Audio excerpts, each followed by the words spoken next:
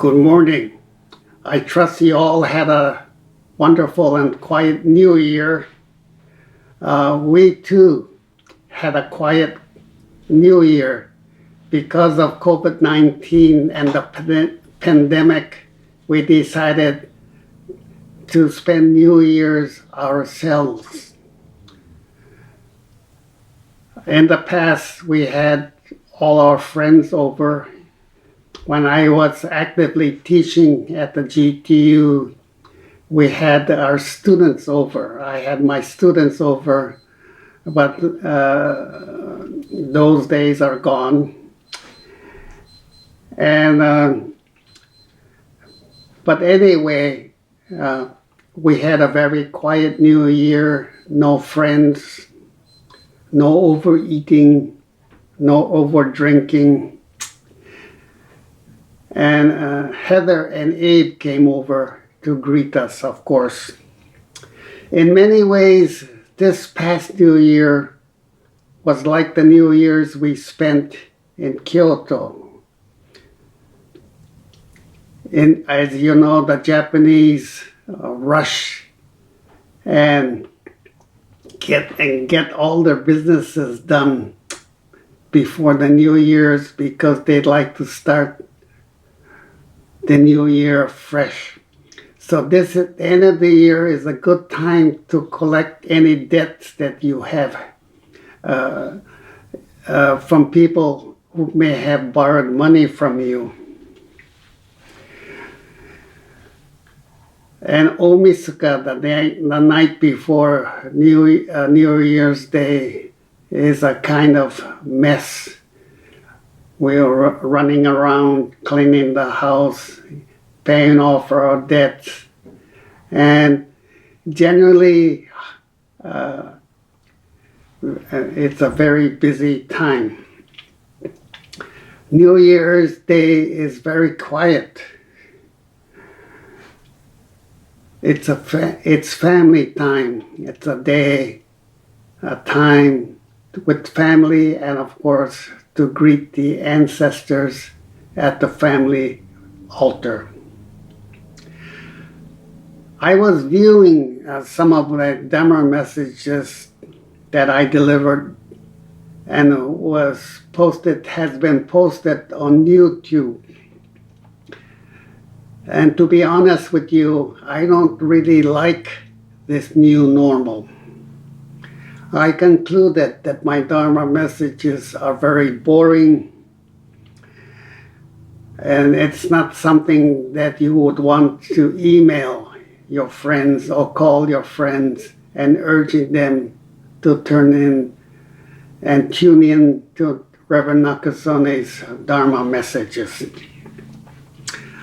My Dharma messages lack the fire of Nichiren Shonin, who were standing on the streets of Kamakura urging people to get ready for the end of the world.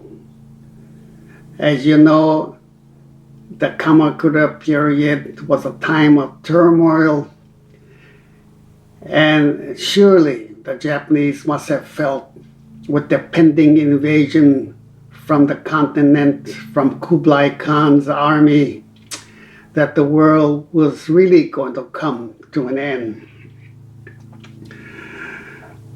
Kublai Khan did try twice invading Japan, and he landed his army over in northern Kyushu near Fukuoka, Karatsu area, and they had some engaging battles there, but the Mongol army retreated to their ships at evening after battle, and luckily, or the Japanese believe that they are blessed because Japan is the land of the gods or the kami, and the winds came and destroyed the Mongol fleet.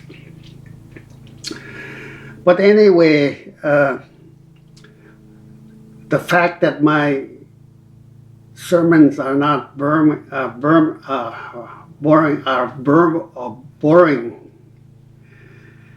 It's not really my fault.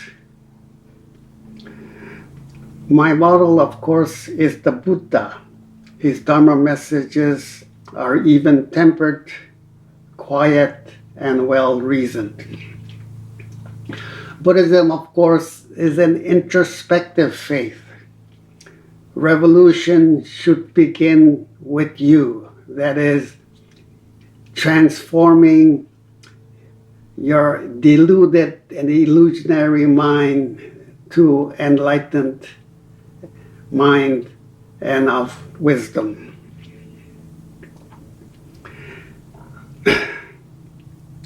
When I first became a minister and assigned to San Jose, Betsuin, I realized how little the Sangha knew about their faith. And my Dharma messages focused on educating the Sangha on Shinran, Jodo Shinshu, and Buddhism in general. In traditional Japan, and at that time I was in San Jose, there were still many Iseis and Niseis who intuitively and deeply understood their faith.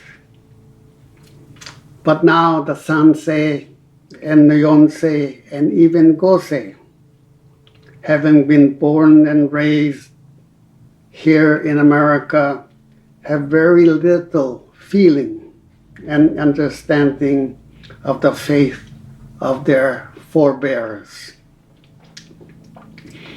I also wondered how, if you did not understand the Dharma, how will you distinguish Buddhism from other faith traditions?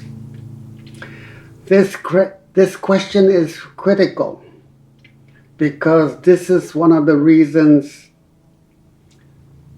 Buddhism disappeared from India. Because the lay Sangha could not distinguish their Buddhist faith from the surrounding Hindu faith. So with this in mind, this morning, I would like to remember and reflect on the University of Nālandā Mahavihara. Since there is much to share, I just want to focus this morning on the curriculum of Nālandā University. It was truly a great center of learning, and it was established in 427 and sacked almost 800 years later in 1193.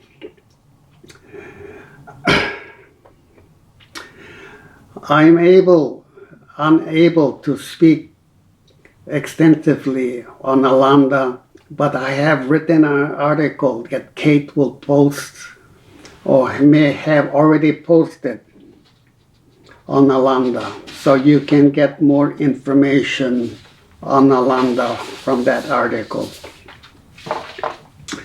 And here we have a map of India, present-day India. Nālandā University would be to the far east of India, near the Bay of Bengal on the upper regions, the northeast reaches of present-day India. And here in this next slide, there is a kind of close-up, there's a close-up of the area which Nālandā sits. And to the north of India, of course, is Lumbini, Nepal and Lumbini, Vaisali, Pataliputra, and just before just below Pataliputra is Nālandā. And this is the site of the ruins of the university.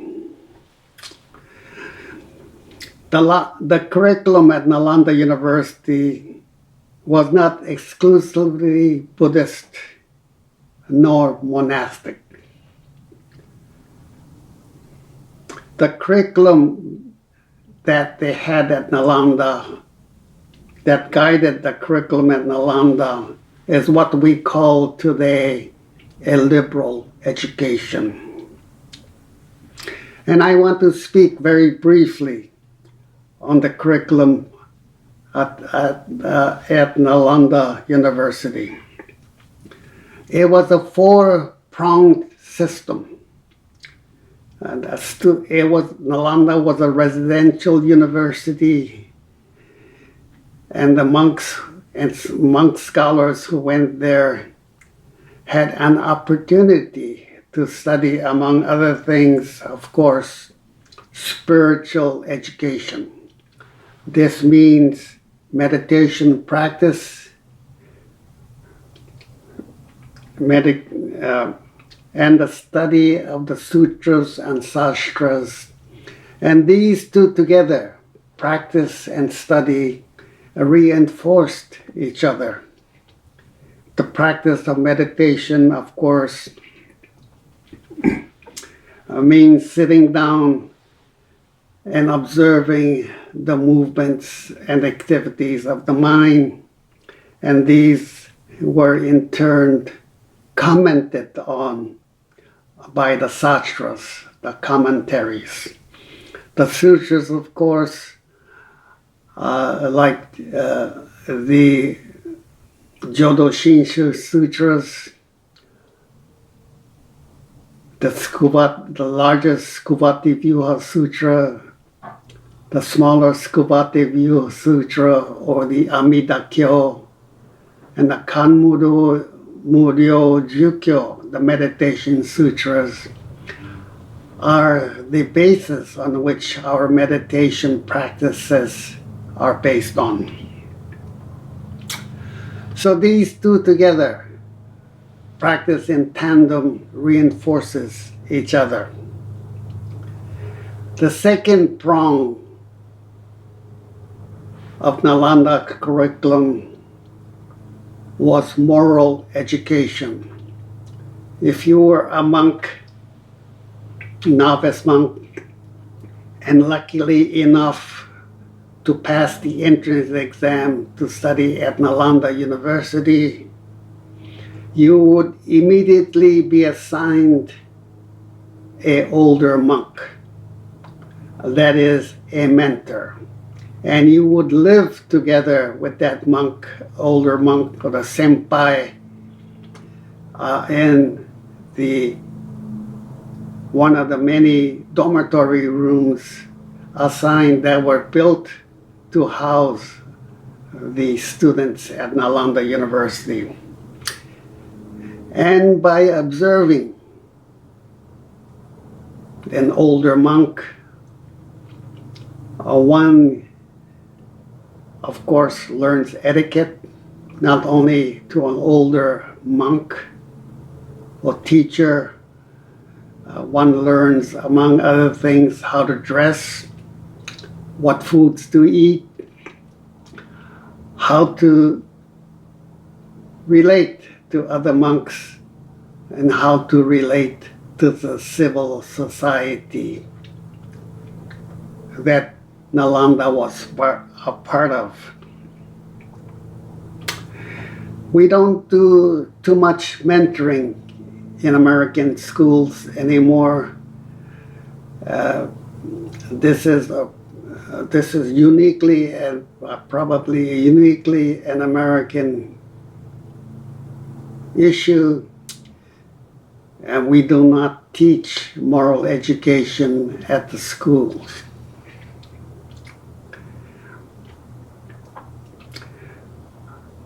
Now, the third prong branch of Nālandā University was what we call secular education.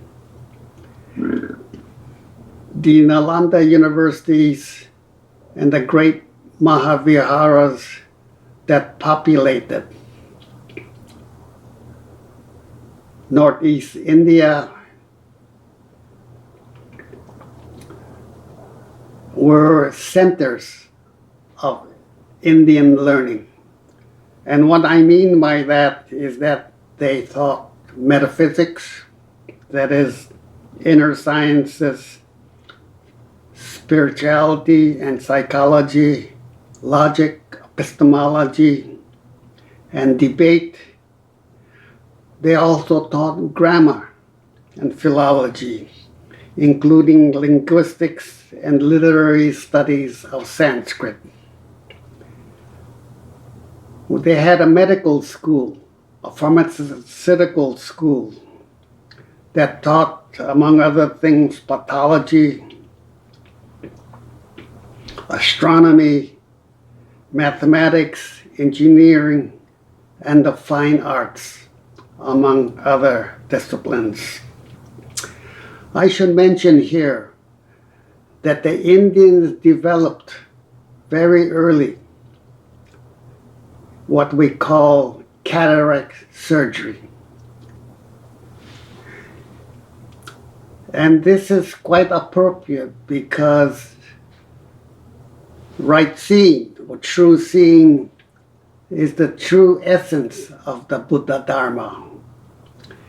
And the cataract surgery, let's see, that would be, we have on record that the Buddhists developed cataract surgery about 2,000 years ago, about the time of the Common Era.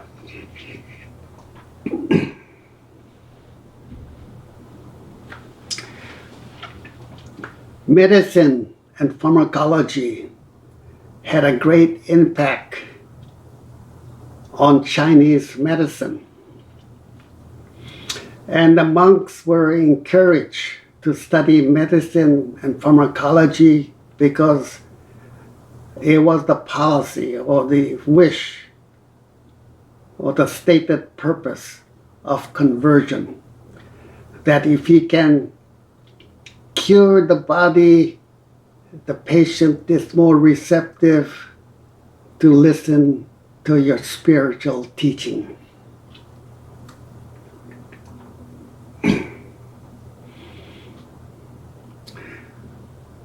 The fourth branch of Nālandā University, Nālanda's curriculum, was what we call literary education. This branch trained the monks to write, to express themselves, and this gave rise to the spread of Buddhist literature, and all in the service of spreading the faith. A part of literary education is scholasticism. Scholasticism is a way to write, to defend the faith. This is the commentarial tradition, which is still very strong, maybe too strong in the Buddhist scholarship at this time, still today. One of the great impediments I always felt in Buddhism in America is that we do not have a great poet, a poet who can capture the essence of the Dharma and articulate it very clearly and persuasively in English that will remain in a person's inner self, as it were, or inner mind, like a great poem will do. Or we do not have a great musician whose melodies and tunes will haunt the mind. And this is what we're really lacking. In order to spread the Dharma in America, in American soil, in the English vernacular. Several months ago, I spoke about Santa Devi and his great poem, Bodhicharyavatara. This is a great poem, a confession of what it means to be a bodhisattva. It was written while Santa Devi was studying at Nālandā University with an eye to defending the faith. The professors, monk scholars of Nālandā University lecture on Brahmanic and Jain doctrine.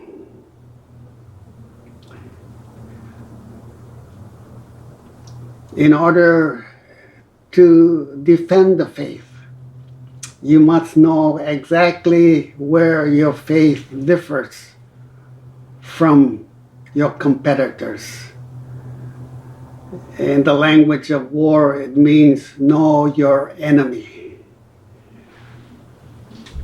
And how else can you defeat your enemy or compete with your enemy unless you know how it thinks?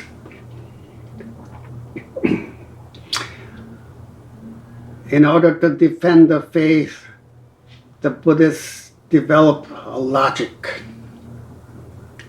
Dharmapala, Silabhadra, Dhammakirti, all these are great logicians.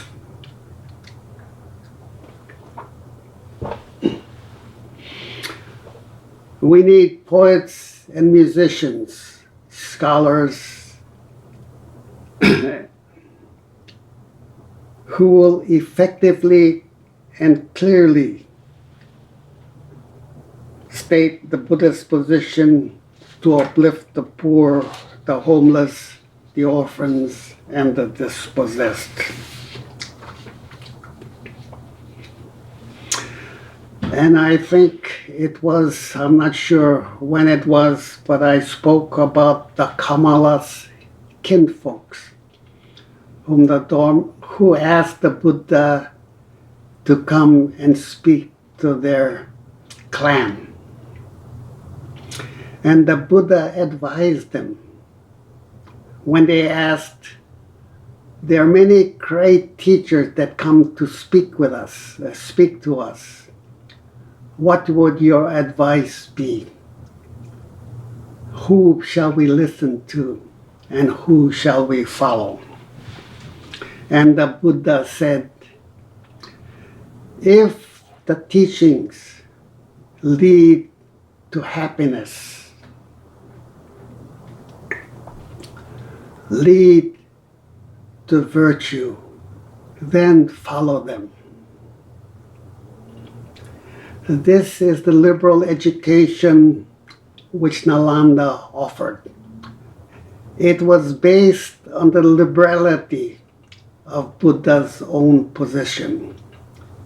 He always stated that he was not an authority, but only a guide that leads people from suffering. And he was very aware that his Dharma was only one Dharma among many in northern India at that time. And it was this liberal education at Nālandā University that enabled its graduates to carry Buddhism throughout India and beyond, through Central Asia, following the Silk Roads into China and East Asia, and of course into Indonesia, southward into to Ceylon and into Indonesia.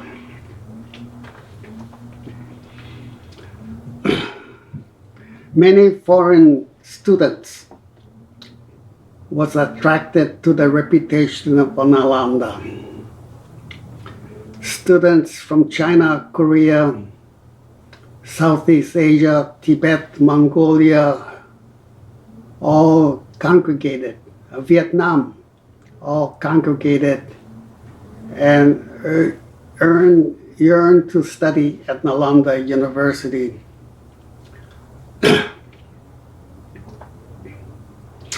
We have no record of any Japanese cleric who studied at the university, although Myoe, an older contemporary of Shinran, and also a great critic of Shinran, harbored dreams of traveling to India. And he was unable to go, of course, and he asked that his ashes be tossed into the sea, and that way it will eventually reach the shores of India. The most famous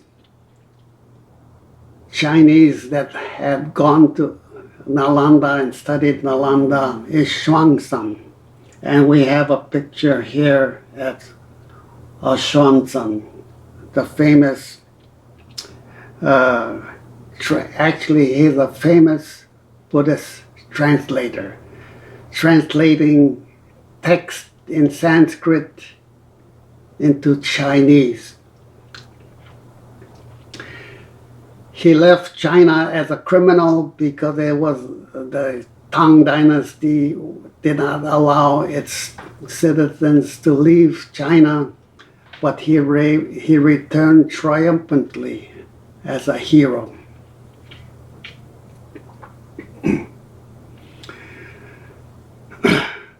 And here we have a picture of,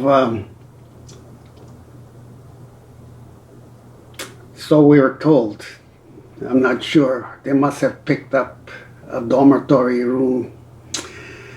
And this is a little cubby hole, entries to a cubby hole that we are told, at least the guide told us, that Xuanzang retreated into and practiced his meditation. In 1193, Nālandā was sacked, its professors and students slaughtered, and its great libraries reduced to ashes. As a scholar, the loss of the library is very painful. It is estimated that Nālandā University's libraries, they had 3 great libraries, contained 7 million volumes. UC Berkeley has doubled that amount, that number of volumes. But can you imagine 7 million volumes? That's twice the volumes of Stanford's library. Stanford has only about 2 million volumes.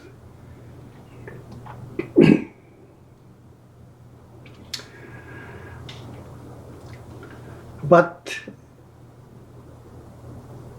the cause of, scholars have speculated, the cause of Nālanda's demise was its narrowing of its intellectual interests. For the first half of Nālanda's history, from the 5th to about the 8th century, middle of the 8th century, it was a truly liberal education, a truly liberal learning center. From the 9th to 13th century, its intellectual interests narrowed, and Nālandā abandoned its universal intellectual endeavors. It became more sectarian, focusing on tantric doctrine and rites, and limiting alternative visions of the human experience and thus solutions for its concerns. Buddhist educators and all Buddhists looked on Nālandā with pride, but also with great sadness.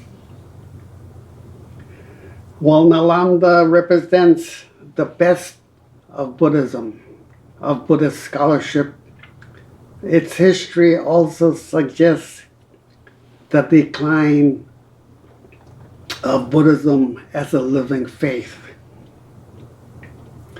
The establishment of Nālandā and other monastic universities were not the flowers of springtime, but the late autumn blooms of Sangha life and Sangha tradition.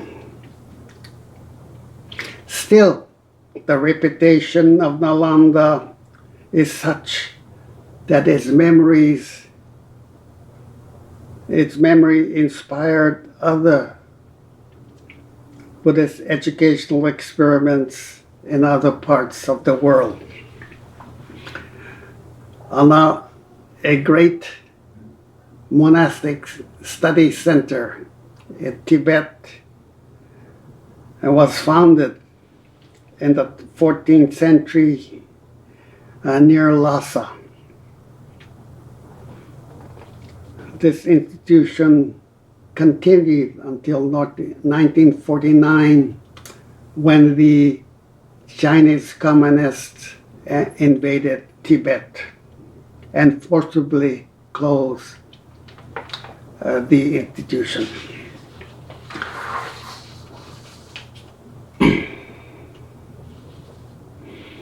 More recently, Dharma Realm Buddhist University up in Ukiah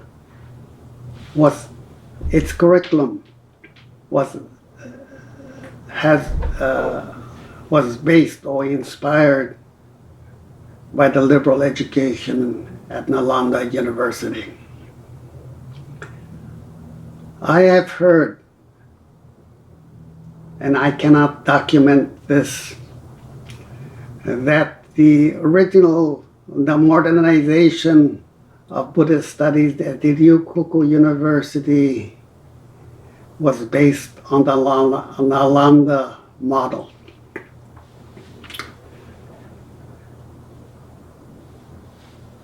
I was told by my sensei Fukuhara Rugen that immediately after the war, the Buddhist Studies department at the Ryukoku University had a kind of revolt against the Honzan, the Honganji, saying that it was too liberal. Many professors left, and the department was split into what we call Buddhist Studies and Shinshu Studies.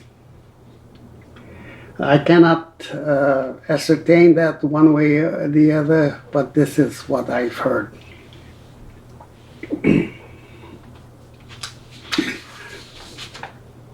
And in 2010, the Indian Parliament approved the Nālandā University Act. 4 years later, on September 14th, 2014, the newly revived Nālandā University opened its doors after more than 800 years since its destruction. We actually passed by the university in Rajgir. Not many of you noticed that, But maybe the next time we go, we should stop by there and at least meet some of the students. I did meet one of my students, Thai students, quite accidentally in Bodh Gaya, and he said he was studying at Nālandā University.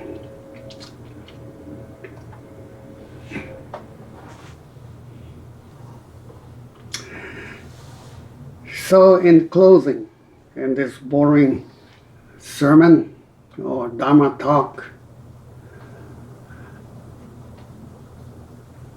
I just want to say that Buddhism in America, in competition with other faith traditions and secular ideologies, Buddhist thinkers and leaders must plumb the spiritual landscape Siddhartha Gautama discovered. We must explore and determine its adequacy to respond to the many problems that have been brought about by scientific and technical advances, modernization, and now globalization. The future success of the Buddha Dharma depends on its clerics and lay leaders to demonstrate the existential relevance and its existential relevance and their interpretive skills to issue forth flowers, that is, creative insights that carry the seeds of the future. The curriculum at Nālandā University is a worthy model to sow the future successes of the Buddha Dharma. And I want to close with some slides of Nālandā University. And here on the first slide, we have a picture of the gang of 9 or 8, I'm not sure, who traveled with me in, I guess, the beginning of 2019 to Nālandā University. And here we are, all gathered for a photo op in front of the stupa that is dedicated to Sariputra. Sariputra's hometown is Nālandā University. Sariputra, of course, is one of the 10 great disciples of the Buddha and known for his great intellect. And here is another photo of the stupa from a different angle. And it was, the sculpture pieces relate to the Gupta period from the 3rd to the 5th century. Nālandā was established during 427, I believe, in the height of the Gupta period. And the third picture here is Susan, and we see Susan and Cynthia in front of the Nālandā Sariputra Sutra. And the next slide is an overview of the dormitories. Nālandā dormitories and a courtyard where they gathered to hear lectures on the Buddha Dharma. So, with that, there's much more I can say. So, I wish you well for the rest of the year, and thank you very much. Namo Amida Butsu. Namo Amida.